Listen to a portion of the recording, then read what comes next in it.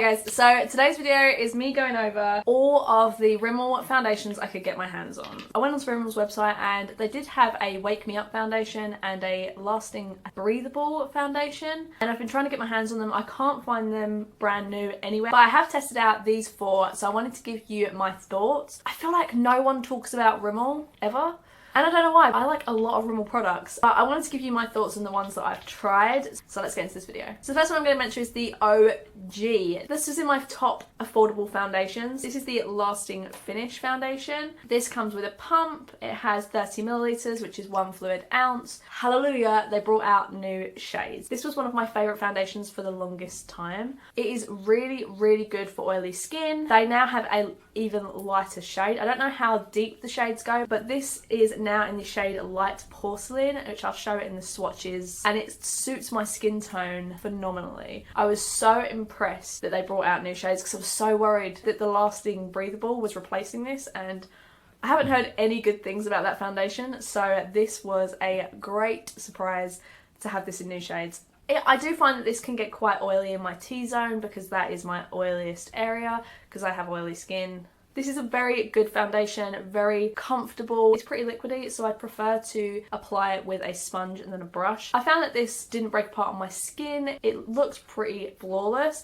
It was simply just the oiliness in my T-zone that stopped it looking fantastic. I can't ask for the world from an affordable foundation. The next one is the Match Perfection. This also comes in a pump. It has 30 milliliters again, which is 1 fluid ounce. This is invisible coverage. Oh yeah, I meant to say that this is pretty full coverage. It's kind of medium to full, and this one is just pretty much medium. This Match Perfection one says it's invisible coverage with a visibly perfected skin. I'm not really sure what that means. This was the first one that came in a bunch of shades, which is why I think they called it Match Perfection, because every sort of skin tone, undertone was covered. I feel like a majority of the ones were, and I found it so much easier to find something that suited my skin. It was simply just because this is more of a medium foundation, and I feel like this is geared to normal skin, not particularly dry and not particularly oily, so everyone can kind of use this, and I love using this as a mixer. I used to use it with my Huda Beauty all the time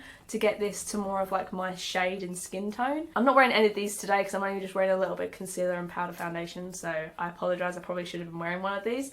So these two both have SPF 20, which I'm not really sure how much SPF in makeup really does for your skin, but it is there. I didn't feel like this one combated my oils that much. I feel like it started to deteriorate around my cheeks, not quickly. So like I said, I prefer this as a mixer than as a foundation for me because I have oily skin. But for someone who has more dry skin and likes medium coverage foundation, I think this is a nice foundation to choose. This is one of the reasons why I wanted to do this video, because it's the Lasting Radiance. Again, it has a pump, it has 30 milliliters, which is 1 fluid ounce, has SPF 25 rather than 20, a medium coverage, but I feel like you could build this up to more full on your more pigmented area. You can pretty much cover quite well with this foundation, but it is leaning more medium than full. It's an anti-pollution foundation, whatever that means. But the great thing about this is that I have oily skin, and this can give me that more radiant foundation look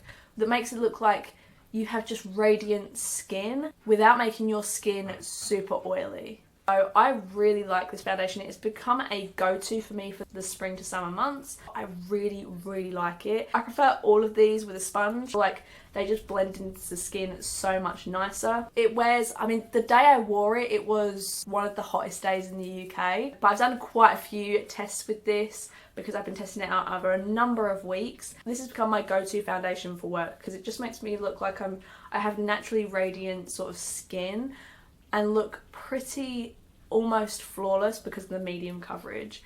So I really like this foundation, as you can probably tell. And the last one is the Rimmel Stay Matte. I had mixed reviews about this. I wasn't so sure what to think. This is 30 milliliters, which is 1 fluid ounce. This is not a pump, this is a squeezy tube. And this has more of a moussey consistency. This again is in Light Porcelain. I actually prefer using a brush to blend this in because I feel like it makes the product go much further. It looks phenomenal on the skin. You really do look matte. If you go over the areas too much in certain places, it can start to get maybe a little bit patchy. It's such a nice light matte foundation, and no one talks about it. And because it's in a squeezy tube, it's so convenient. It wears really, really nicely. I haven't had any trouble with this whatsoever, and I honestly think that this is such an underrated product. I think a lot of these foundations, to be honest. So those are my thoughts on the Rimmel foundations. Which one was your favourite?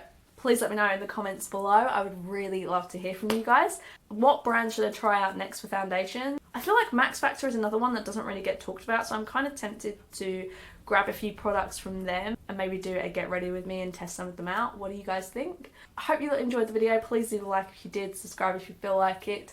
I would so appreciate it. We are so close to 100 subscribers. I can't wait for that YSL video. I will film it the moment I hit 100. Well, unless I'm at work. But I hope to see you all very, very soon in the next video. Bye!